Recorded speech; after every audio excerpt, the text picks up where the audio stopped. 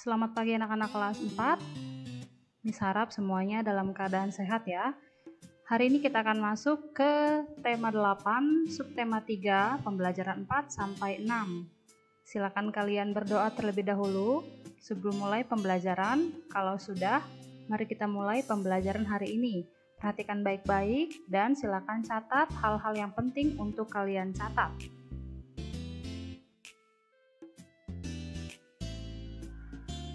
Setiap manusia terlahir dengan karakteristik yang tidak sama.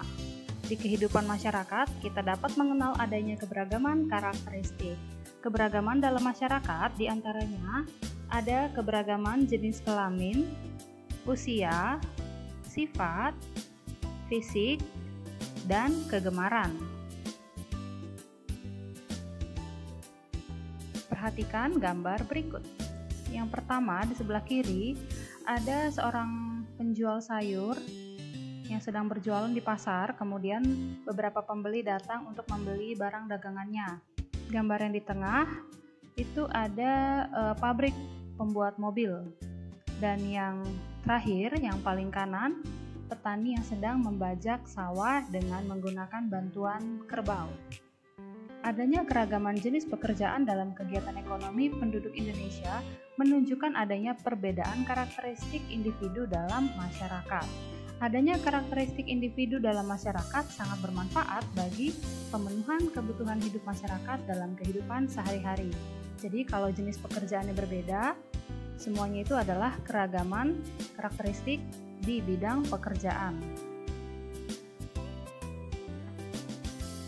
Manfaat adanya keragaman karakteristik individu dalam masyarakat dalam kegiatan ekonomi yaitu yang pertama menumbuhkan sikap nasionalisme, yang kedua menciptakan identitas bangsa di mata internasional, yang ketiga alat pemersatu bangsa, yang keempat sebagai ikon pariwisata, yang kelima menambah pendapatan nasional, dan yang keenam memupuk sikap toleransi.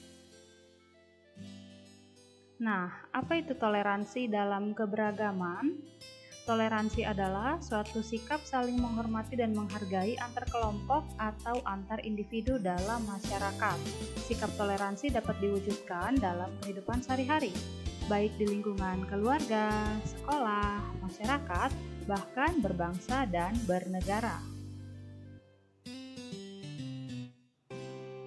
Berikut ini ada contoh toleransi dalam kehidupan di lingkungan keluarga, yaitu yang pertama mematuhi nasihat orang tua, yang kedua menghargai perbedaan pendapat, dan yang ketiga saling memperhatikan. Jadi dalam satu keluarga, antara orang tua, anak, kakak, adik, semuanya harus saling menghargai perbedaan pendapat dan saling memperhatikan, saling menyayangi. Terlebih anak-anak harus mematuhi nasihat orang tua. Berikutnya ada contoh toleransi dalam kehidupan di lingkungan sekolah.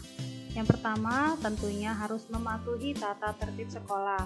Tata tertib sekolah dibuat supaya semua orang, semua siswa, semua warga sekolah meskipun berbeda-beda karakteristik tetapi punya peraturan yang sama, tidak ada dikhususkan, tidak dibeda-bedakan. Yang kedua, saling menghormati sesama pelajar dan berkata sopan atau tidak menyinggung perasaan orang lain. Ini berlaku untuk meskipun teman sebaya, adik kelas, kakak kelas, bahkan guru ya. Semuanya harus berkata sopan dan tidak menyinggung perasaan orang lain.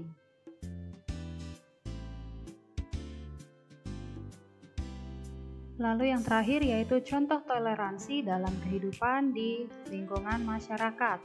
Saling menghormati terhadap sesama pemeluk agama, merasa senasib sepenanggungan, dan mengakui dan menghargai hak asasi manusia. Jadi semuanya meskipun berbeda-beda tetap saling menghargai, saling menghormati karena merasa senasib sepenanggungan.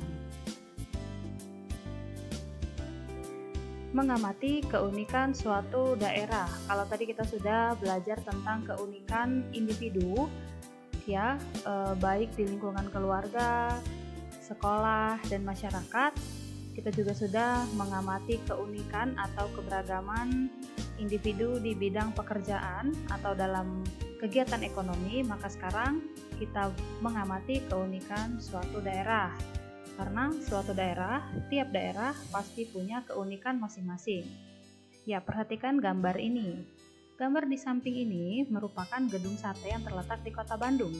Gedung sate merupakan bangunan bersejarah karena dibangun pada masa penjajahan. Dinamai gedung sate karena memiliki ornamen yang unik, yaitu 6 tusuk sate yang ada di atas menara utama. 6 tusuk sate ini melambangkan 6 juta gulden, yaitu biaya yang dipakai untuk membangun gedung ini. Berikutnya yaitu bangunan ini. Ya, ini adalah ikon kota Surabaya. Terletak pada patung yang menjadi lambang kota industri tersebut, yakni patung Sura, yaitu sejenis ikan hiu, dan baya, nama lain dari buaya. Jika diperhatikan, patung Sura dan baya yang menjadi ikon kota Surabaya ini tengah bergelut hebat. Perkelahian yang berkesan ini kemudian diabadikan menjadi identitas kota Surabaya.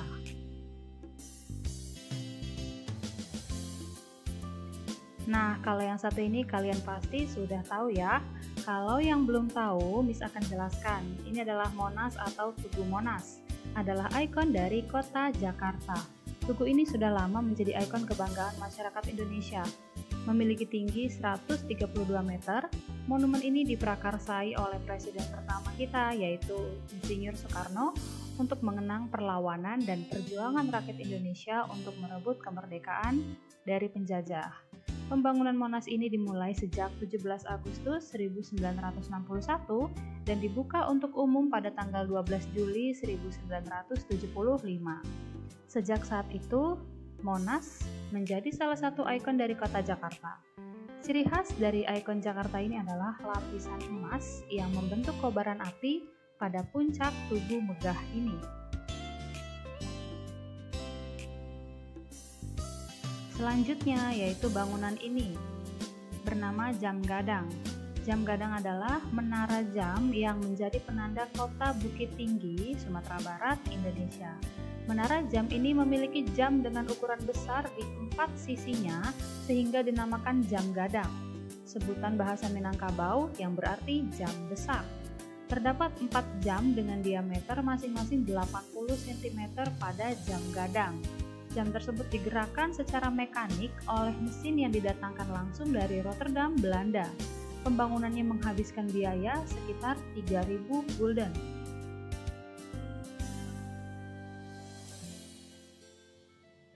Selain keraton, simbol kebesaran Jogja yaitu ada pada Tugu Jogja. Tugu yang memiliki nama lain Pal Putih ini oleh masyarakat setempat dipercaya sebagai titik pusat atau panser dari kota Budeg ini.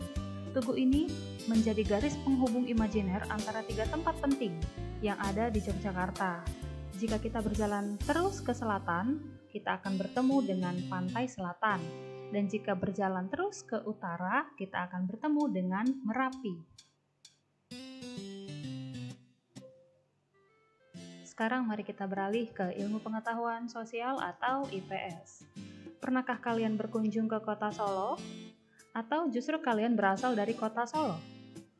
Kota Solo atau yang dikenal dengan nama Kota Surakarta adalah sebuah kota yang berada di Provinsi Jawa Tengah.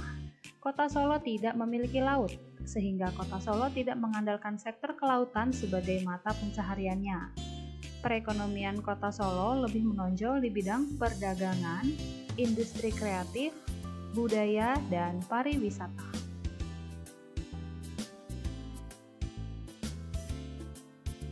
Salah satu industri yang cukup terkenal dari Kota Solo adalah industri batik, yang banyak dilakukan warga di daerah Laweyan. Laweyan telah menjadi sentra industri batik yang terkenal di Kota Solo. Tempat ini juga menjadi daya tarik bagi wisatawan yang berkunjung ke Kota Solo. Oke, sekarang mari kita belajar seni budaya dan prakarya atau SBDP tentang teknik gambar 3 dimensi. Setiap orang memiliki teknik yang berbeda dalam menggambar bentuk. Teknik biasa digunakan dalam menggambar bentuk antara lain yang pertama, teknik arsir, yaitu dibuat dengan cara menoreh pensil, spidol, tinta, atau alat lain berupa garis-garis berulang yang menimbulkan kesan gelap dan terang, gradasi, atau kesan dimensi.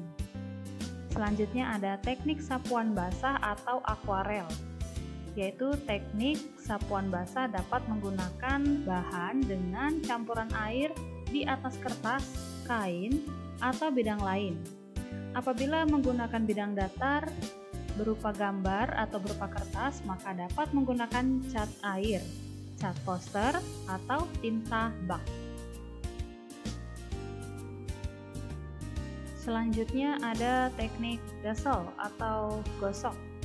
Teknik dazzle adalah teknik menggambar dengan cara menggosok sehingga menimbulkan gelap terang atau tebal tipis. Alat yang bisa digunakan antara lain pensil, krayon, dan konte. Lalu ada juga teknik siluet atau blok. Teknik siluet adalah teknik menutup objek gambar dengan menggunakan satu warna sehingga menimbulkan kesan siluet atau blok. Dan yang terakhir, teknik pointillis. Teknik pointillis adalah cara atau teknik menggambar atau melukis dengan menggunakan titik-titik hingga membentuk sebuah objek.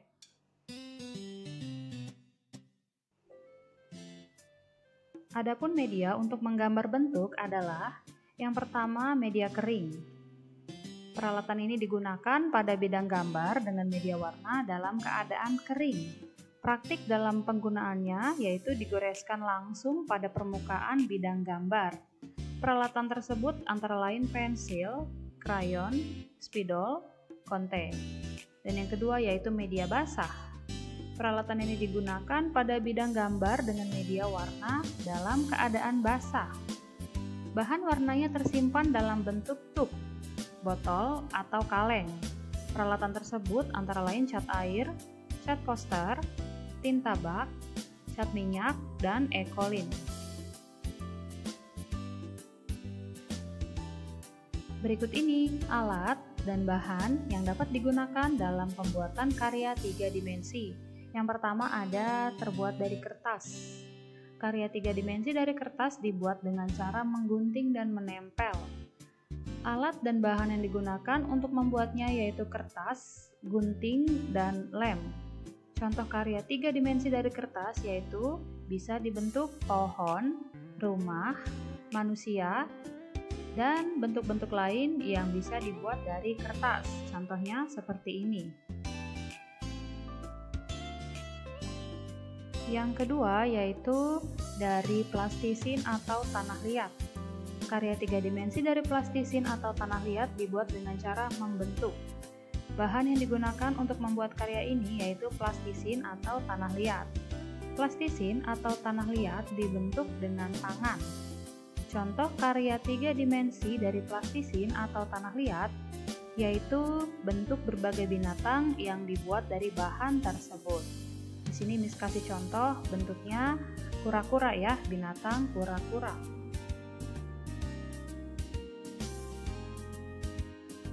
Yang terakhir yaitu karya 3 dimensi yang terbuat dari kayu. Karya 3 dimensi dari kayu dibuat dengan cara digergaji dan disatukan dengan paku. Alat dan bahan yang digunakan dalam pembuatan karya 3 dimensi yaitu kayu, gergaji, paku, dan palu. Contoh karya 3 dimensi terbuat dari kayu yaitu meja, kursi, dan lemari. Di sini Miss kasih contoh meja.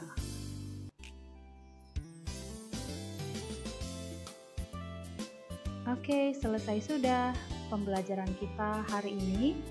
Terima kasih atas perhatian kalian yang sudah menonton dari awal sampai akhir. Tetap semangat belajar dari rumah, tetap jaga kesehatan. Kita akan bertemu di pembelajaran selanjutnya. Bye-bye.